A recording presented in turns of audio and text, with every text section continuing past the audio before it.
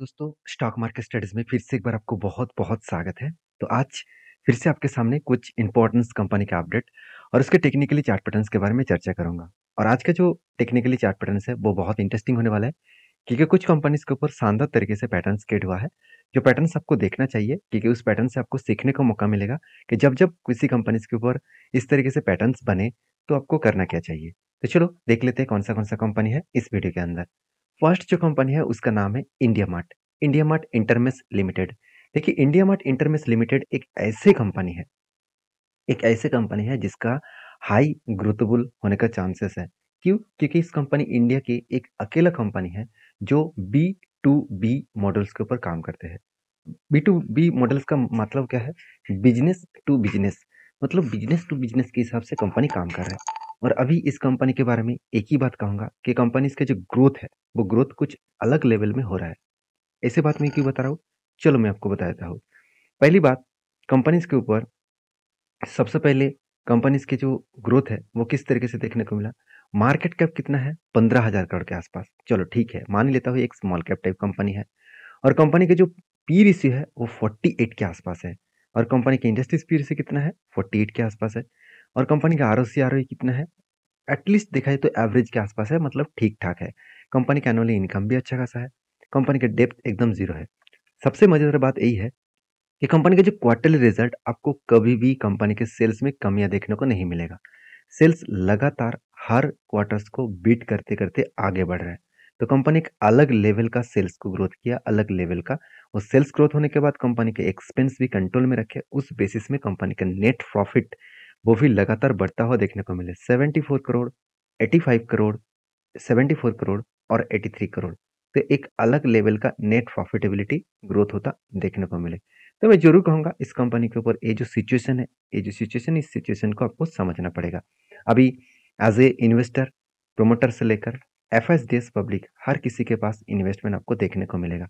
तो मैं जरूर कहूंगा इस पॉइंट को आपको भूलना नहीं है, इस पॉइंट को आपको याद रखना है कि जब इंस्टीट्यूशन खुद कुछ कंपनीज के ऊपर कंटिन्यू जर्नी कर रहा है, तो कुछ ना कुछ बड़ा होने का चांसेस है। अभी देखिए बड़ा होगा कि नहीं होगा वो आपको कहाँ पे मिलेगा।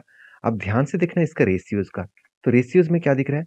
कंपनी का डेटोज डे। डेटोज डे क्या है? 1 डेज, मतलब एक दिन के अंदर अंदर कंपनी खुद के क्या कर रहा है, खुद के हाथ में कंपनी का पैसा आ रहा है। तो डेटोस डे का मतलब है जितने जल्द से जल्द कंपनी के हाथ में पैसा आए, तो उसको कहा जाएगा क्या? डेटोस डे। अभी इस कंपनी के ऊपर इसीलिए मैंने एक डिसीजन भी लिया था ट्रेड का। वो ट्रेड फाइनली टारगेट अचीव कर चुके हैं। वो किस तरीके से ट्रेड बना आप देख सकते हैं। शोल्डर बना, उसके बाद हेड बना, उसके बाद एक शोल्डर बना। तो शोल्डर कम हेड कम शोल्डर जब बनते हैं, तो आपको एक चीज को ध्यान रखना है कि इसके लिए आपको ब्रेकआउट चाहिए और ब्रेकआउट कंफर्मेशन भी चाहिए। तो फाइनल क्या हुआ? फाइनली यहाँ पे ब्रेकआउट हुआ और ब्रेकआउट कंफर्मेशन भी यहाँ पे मिल चुके थे। तो ब्रेकआउट कंफर्मेशन के बाद देखिए कंपनी टाइम लिया, थोड़ा सा ऊपर गए, उसके बाद देखिए नीचे फिर से उसी लेवल को रिटेस्ट किया। और रिटेस्ट जब किया, मैंने आपको ये भी बताया वीडियो बनाकर, जिस स्ट्रांगली एक सपोर्ट बन रहा है उस सपोर्ट को वो रिटेस्ट किया। उसके बाद धीरे धीरे करके ऊपर जाकर टारगेट को अचीव किए। तो एंटी लेवल से टारगेट तक देखूं तो अराउंड 28% के आसपास टारगेट कंपनी बना चुके हैं। तो 28% के आसपास टारगेट बना, और वो भी कितने दिनों में? 104 दिनों में। तो इस बात को आपको याद रखना है।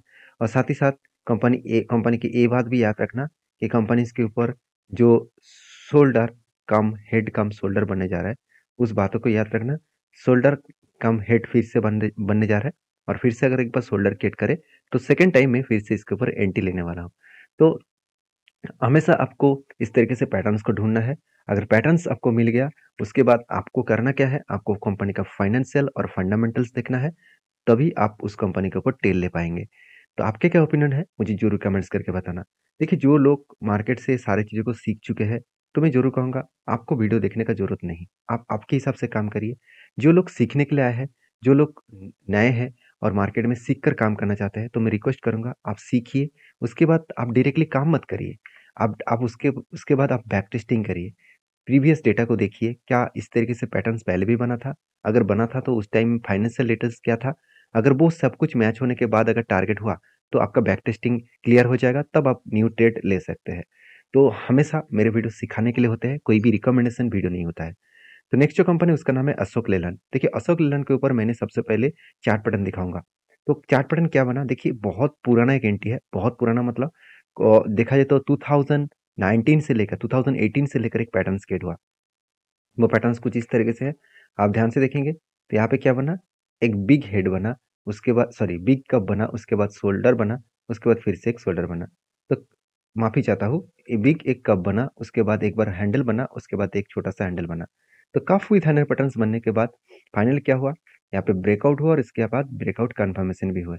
तो कन्फर्मेशन होने के बाद आपको यहाँ पे एक चीज़ों को ध्यान रखना होगा कि कन्फर्मेशन होने के बाद ऊपर तो गया था, एक बार रिट्रेसमेंट किया, फिर से नीचे आया, रिट्रेसमेंट किया और फिर से ऊपर गया, फिर से रिट्रेसमेंट करने का कोशिश कर रहा है। अभी कहेंगे सर इतने बार रिट्रेसमेंट हो रहा है, तो क्यों? क्योंकि देखिए 200 डेज नजदीक आ रहा है, तो जितना नजदीक आएगा उतना उस लेवल को टच करने के लिए वो वापस आएंगे। फिर उसको वापस आएंगे, उसको रिटेस्ट करने के बाद मुझे लगता है अप 10 जाने का चांसेस है।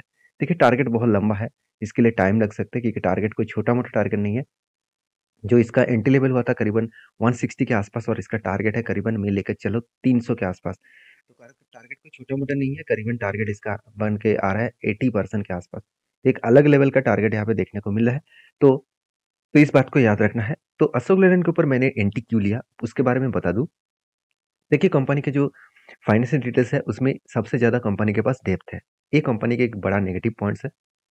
बाकी आप देखेंगे कि आरओसी आरओई दोनों ही ठीक ठाक एवरेज लेवल के आसपास है और वैल्यूएशन भी कंपनी के सस्ते में देखने को मिला है। और कंपनी के जो एनुअल इनकम है, एनुअल इनकम कितना है, 13,000 करोड़ सॉरी 1,300 करोड़ के आसपास।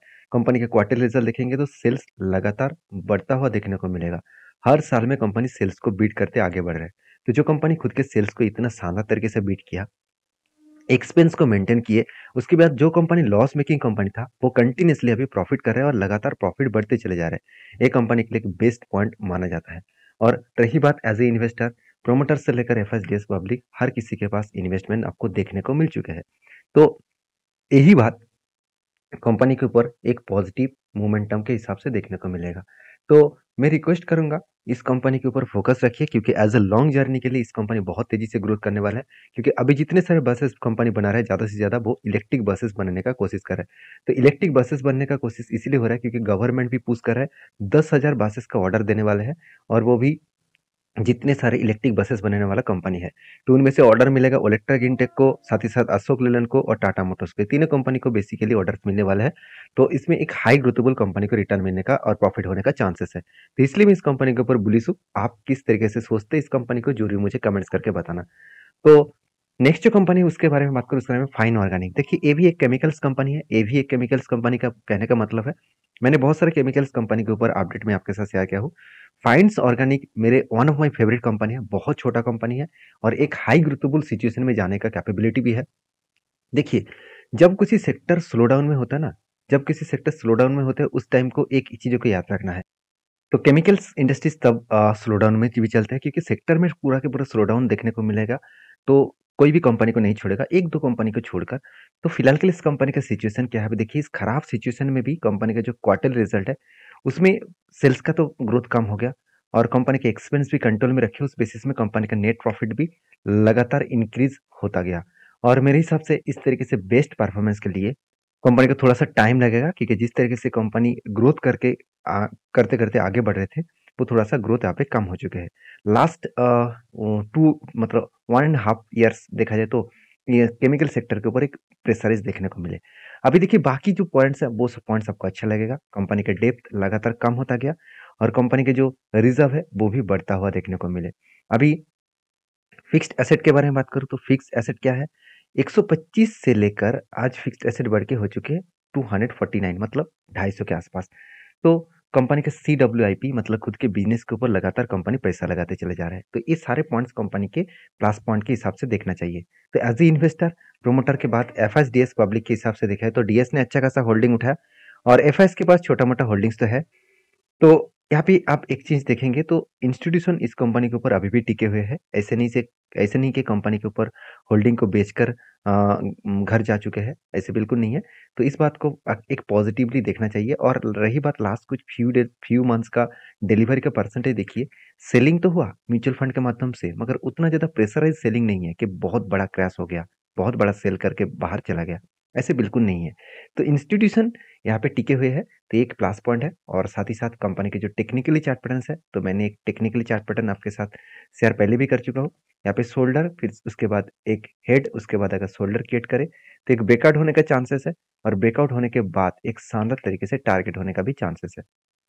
तो मैं इंतज़ार कर रहा हूँ उस ब्रेकआउट का, तो जब ब्रेकआउट होगा, तो मैं कुछ डिसीज़न ज़रूर लूँगा। तो आपकी क्या राय है? ज़रूर मुझे कमेंट्स करके बताना। नेक्स्ट जो कंपनी है उसके बारे में नेक्स्ट जो कंपनी है उसके बारे में चर्चा करूँ तो उसका नाम आप देख सकते हैं, Kaushalya infrastructure development corporation limited. देखिए, मैं इस तरीके से कंपनी के बारे में चर्चा इसलिए कर रहा हूँ क्योंकि मुझे बहुत सारे दोस्त कमेंट भी करते रहते हैं कि सर किसी भी कंपनीज़ के ऊपर अगर बोनस स्प्लिट की कोई अपडेट आए, तो ज़रूर मुझे एक बार उस कंपनी के नाम के बारे में बता देना। तो इसलिए मैं इस कंपनी के सामने लेके आया हूँ, नहीं तो इस कंपनी के ऊपर मैं रिक्वेस्ट करूँगा, इसके ऊपर निवेश करने से पहले 4-4 बार सोच लेना क्योंकि कंपनी एक छोटा-सा कंपनी है, तो इसके ऊपर बहुत ज़्यादा हाई रिस्क ही है। हाँ, सर कंपनी ने यहाँ पे स्प्लिट देने का अनाउंसमेंट किया और आज के दिन ही कंपनी को स्प्लिट मिला और वो भी कितने और 10 का फेस वैल्यू था और कंपनी 1000 का फेस वैल्यू लेके गए। तो जितने सारे दोस्त का इस कंपनी के ऊपर निवेश करने का मन है, तो प्लीज़ एक बार स्टडी करें, उसके बाद काम करें। तो वीडियो टोटली एजुकेशन पर्पस में था, कोई भी मेरे तरफ से बाय एंड सेल का रिकमेंडेशन नहीं है। अगर किसी भी कंपनी के ऊपर काम करना है, आपका जो एडवाइज़र है, उसके साथ बातचीत करके काम करिए। मिलते हैं नेक्स्ट वीडियो में, तब तक के लिए धन्यवाद।